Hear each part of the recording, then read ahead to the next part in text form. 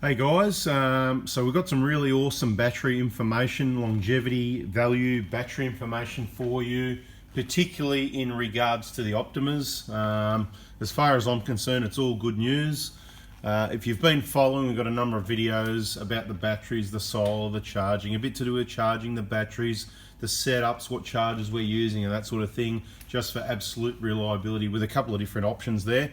One of the last videos before this one you should watch, I think it's called what's it called? New battery discounts or something like that, I think, because we did actually set up and confirm a deal with every battery.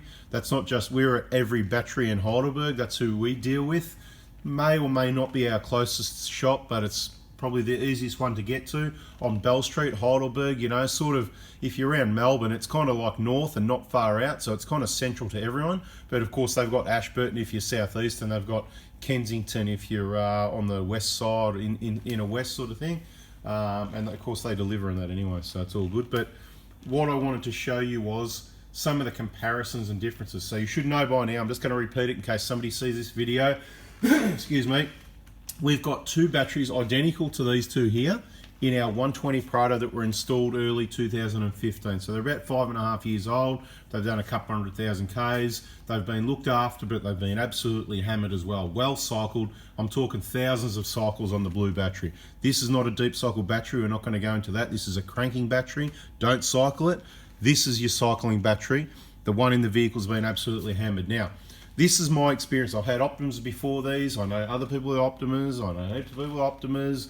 Lots of stories. They've been around a long time, and lots of really good stories of batteries lasting 10 years. So I kind of wanted to leave them in the vehicle and you see if they last the 10 years, and they probably would. But what I noticed is the voltage coming down a little bit on this one mainly. Now I'm going to give you some feedback here, right? So this battery brand new from the shop. Put the multimeter on it. See this here, right? Clips volts. They're on this battery at the moment, so don't worry about the numbers yet. It was 12.75. When a battery is manufactured and charged, they get a charge, but it's not necessary. It's not 100%. Okay, so I believe the best thing you can do is give it a good charge before. And you need to. I'm not talking about what chargers here. You know, you can use good chargers, cheap chargers. You got to know the amps, and you got to work at the time. Some chargers are automatic. Some you need to sort of do a bit of a calculation, depending how flat or how charged, how long it needs, and what type of battery. This is not that video. This video is telling you a brand new one, 12.75. Okay, we charged it. We saw the voltage go up to over 15 pretty quickly with a 4 amp setting, with a 4 amp charger. So that sort of tells us this battery is 100% charged. So then what we did, we disconnected the charger, we let it sit overnight. So that I can tell you what a brand new battery that's fully charged without charge voltage sits at. It was at 12.83 volts, and as I give you that guide, a good battery should be 12.65 to 12.8. 12.83, that's what the cranking battery is going to be, thereabouts. We'll be looking in the comments. Please share your information if you found something different. You know, if you found a little bit higher, a little bit lower, obviously then we know the variables. I don't see heaps of these new, so let's call it a bit of R&S, research and share, right? Not R&D. We're just going to research and share it amongst ourselves here in the comments, right? And this is what I do with you guys. Everything I know from everyone and all the vehicles and all the experiences, that's what I share with you. It's not just me, my car, but this happens to be one of our vehicles. So that's the deal with that one. So that's what I would suggest is normal, about the 12.8 mark for a fully charged red top. So that says the red one we've got in the vehicle that still cranks well, if you saw the last video, cranks really well, starts the car, never had a problem. It's just I'm being cautious. I use the vehicle for remote outback travel. I don't want it to, you know, get worse on me, or I leave the door open, I've got the interior lights on for an hour, and I don't think that's going to happen. But you know what? This is cheap insurance. The battery's cheap. You know, what is it? Probably $600 or something for a couple of batteries. You know, every 5 years, like, you know, small money for reliability. And I've said before about how tough these are. There's a whole lot of reasons why you use Optimas, the benefits of using Optimas, and I might add these on the end of this video.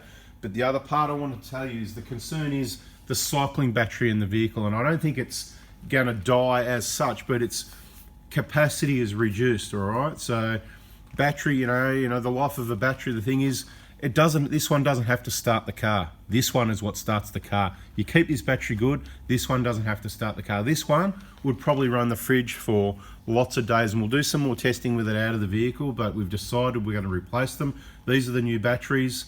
So what we did with this one, we charged this one on a very slow maintenance charge, you know, the little projector one, 600 milliamps, let it sit on there for a couple of days. We took it off, it's been off charge for 24 hours, okay? Now after about 10 hours, I can tell you, it was on 13.2 volts, and now at about 24 hours it's been off 13.1. It was on about 13.11 before I connected this, obviously because it's a draw, right? It's gonna, this is the big battery, this is a small battery, this is gonna be charging up this unit now, right? So about 13.1, and that's if you watch my videos, my information, with the deep cycle Optimas like these or the yellow tops, generally with a full charge, no load, you're gonna see 13.1. Now, for years, obviously, with our yellow ones, with our blue ones, we've seen them slowly drop down over the years, and that is, you know, you run the vehicle, say you run an AC charge, you run the vehicle, and then it's getting pumped with many amps, and you switch it off, it should stay up around 13 or so for quite a while, and it drops down slowly. And what we've seen lately is you switch it off, you take it off the charger, bang, it's straight to 12.8. So that's a sign of she's tired, right? Doesn't mean it's not working or failed. It's like over 5 years old, been hammered, right? 365 days a year for 5 years. It's thousands of cycles, right? You know, just thousands. Like I said, it's been looked after, but it's been really run down 2 or 3 days at a time with no charging, a number of times with the fridge running, right? Plus those other little drawer type, you know, things there, the LED light. So that's what's normal as far as I'm concerned. I'll add you a little bit more information now. We're going to have another video, and that'll be the old batteries sitting here on the bench, the old 5.5-year-old ones, and we're going to tell you what those voltages are. But what they look like at the moment with them in the vehicle, this red battery, the old one that's over there in the vehicle still, it currently sits at, every time I've checked it, it's about in the mid 6s, so 12.65 if you watch the video. You'll see at every battery they checked it, and I sort of guessed at 12.65, and it was about that. Some other videos I check at 12.65. If it's down a bit, it's probably because I had the door open, the interior light on, draining it a little bit. One of those things, and that's where I say a good battery should be 12.65 to 12.8. So if you've got a 12.8 like this, that's really good. And other batteries, you know, your wet batteries and all that, they're going to be about the same. A really good battery charge, no load, is going to be about 12.8, similar to this. You know, 12.75, 12.7, it's okay, middle of the road. It's a bit like injector readings, you know what I mean? You look at the readings, that's perfect, that's, you need to replace them, and there's anything in between, right? So it's not like a switch usually, unless the battery fails, and that doesn't happen with the Optimas, okay? You know, other sorts of batteries, I'm not going to go into brands, but they've usually got black cases, and they can fail, you know, they get dead cells, you're down to 10 volts, and, you know, it gets messy and, yeah, hot and bubbly and all sorts of things, right?